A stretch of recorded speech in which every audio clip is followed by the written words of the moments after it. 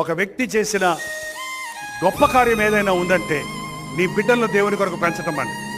తల్లిదండ్రులారా, మీరు ఎంత సంపాదించినా, మీ బిడ్డలను ఎంత చదివించినా, మీ కుటుంబాల్లో ఎంత ప్రాస్పారిటీ చూసినా, నీ బిడ్డలు యోగ్యులు అవ్వకపోతే, రక్షించబడకపోతే, దేవుని కొరకు వాడబడకపోతే నీవు ఓడిపోయినోడివే.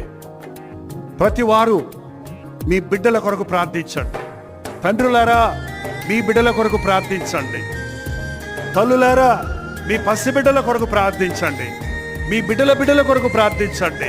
రానున్న ఉగ్రత అతి సమీపంగా ఉంది. ఆలస్యం లేదు. ఇక కళ్ళకు కట్టినట్టుగా ప్రభువు రాకడ సూచనలు కనబడుతున్నాయి. భూకంపాలు కలుగుతాయి, ప్రకృతి వైపరీత్యాలు కలుగుతాయి. త్వరలో యేసయ్య రాబోతున్నాడు. ఏ ఒక్కడు నశించకూడదని ప్రభు చెప్పున్నాడు. మన పని ఏంటంటే యేసుని ఎరగని వారికి ఆయన ప్రేమను వెల్లడి చేయటం, పాప బంధకములలో ఉన్న వారి కొరకు విజ్ఞాపన చేయటం.